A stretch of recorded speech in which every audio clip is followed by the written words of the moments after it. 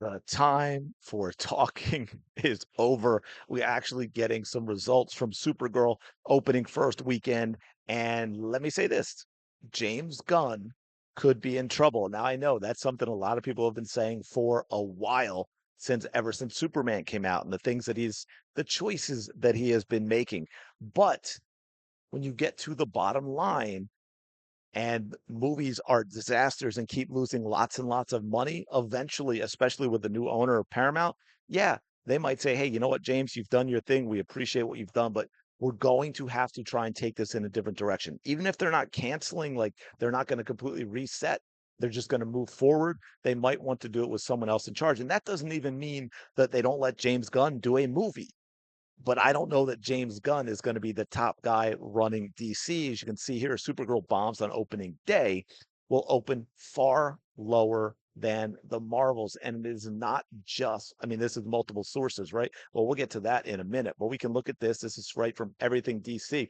And I wanted to use this one because they give you the fair numbers, but then the end of the line is kind of funny. Supergirl earns around 10.75 million on Saturday.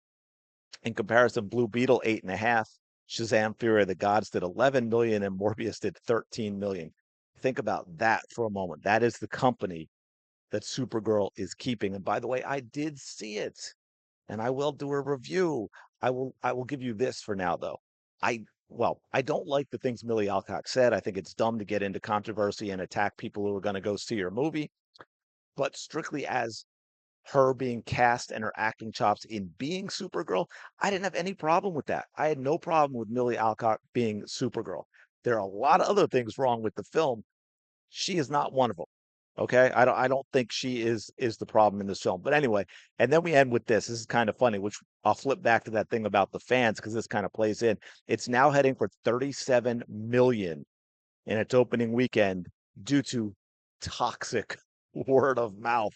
Not just people's opinion who saw it who didn't like it. No, no, no. Because they didn't like it, it is, of course, toxic because you must like everything that they put out. And that has been a huge problem just in films in general is this like they've been Hollywood's been dumbing us down for a long time to where we think a movie that comes out that just isn't terrible, a lot of people think is amazing because they have absolute crap to compare it to. But if you go back and you start rewatching films from the 70s and the 80s and the 90s and even the early 2000s, you're like, oh my God, the writing, the cinematography, the direction, the screen. Well, I guess I said the writing. They act like it's light years ahead of all of this stuff. It really is a different thing. And think about that number, 37 million. I think it's in here because they talk about the Marvels. I think the Marvels did like 40,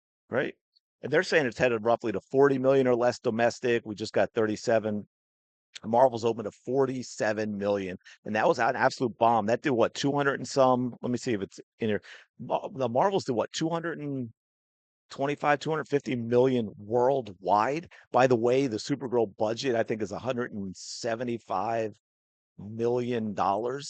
So that's absolutely insane. And then, of course, we get this, which we all knew was coming, which is why I also led with that DC thing about, oh, it's toxic word of mouth. This is another part of the playbook from Hollywood recently. They make crap that no one wants to watch, right? The target audience that they need to go put butts in seats. They make stuff they don't want to watch, and then when they don't watch it, they also tell them it's not for them. So they say, okay. And then when they don't watch it, they're the people they blame. In Deadline's report about the box office flop, the site spins it back on the fans. But there's a horrible reality, and that's that there's a toxicity among fanboys. Terms always used negatively, you notice that? And critics with female-led superhero and action films. There it is, clear as day, and it doesn't stop there. Variety adds in its report, shifting the blame to comic book movies as a whole. The popularity of comic book movies appears to be fading. Okay, so I want to address both of those. First, let me address that one. I think Spider-Man is going to be a billion-dollar movie. It's going to crush it.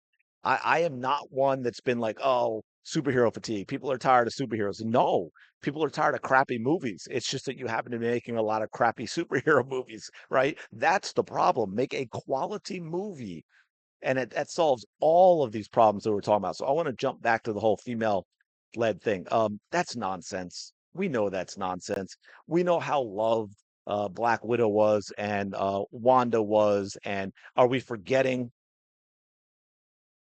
I hate to bring because a lot of people will scream, but I hate to, bring in Snyder into this, but Wonder Woman, the first one. By the way, there's a great example of quality of movie because you can compare directly. The original Wonder Woman was a huge hit. What was it like? I think it was over 700 million, right? And Wonder Woman, the second one, the sequel, 84, which was a terrible movie, it bombed. Why? Did all those people who made the first one a hit all of a sudden decide, oh, wait, I completely forgot I'm a misogynist. I'm not going to go see a female-led superhero movie. That was a mistake. I don't know what I was thinking. No, of course not. The second one was terrible. And let's face it, again, all the Marvel fans, me included, I think Marvel did Scarlett Johansson and the Black Widow character dirty by not having a standalone film before. They made a crappy movie on top of it.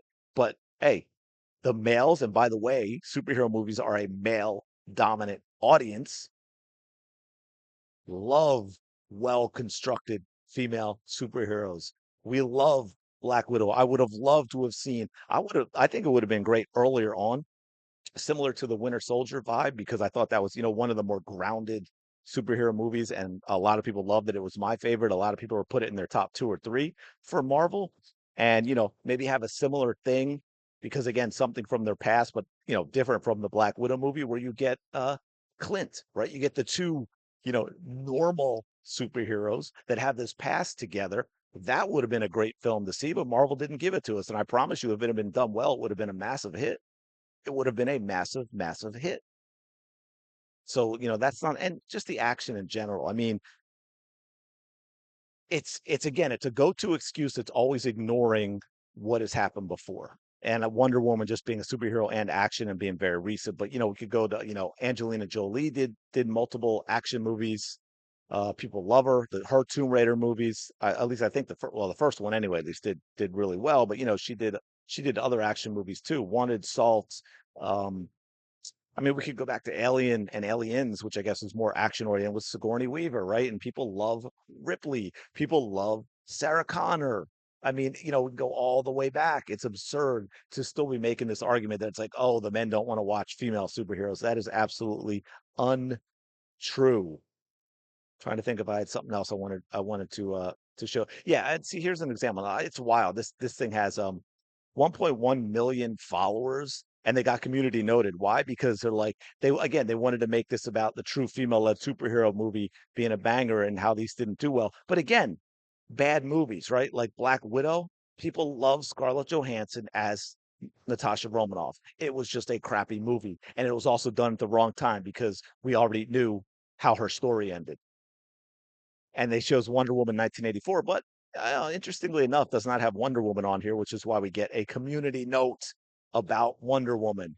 Absolutely ridiculous. But anyway, so we'll see what the numbers end up being, but it looks like it's going to be around the Marvels territory, if not a little lower, which is an absolute disaster. We already know Man of Tomorrow is in the middle of filming, so I'm guessing we're going to get that movie as well. We'll see if anything after that. We'll see if there's been hey, you know what? Let's put a hold on the other stuff that we haven't actually put into production yet, and let's see if we can recover with Man of Tomorrow and go from there.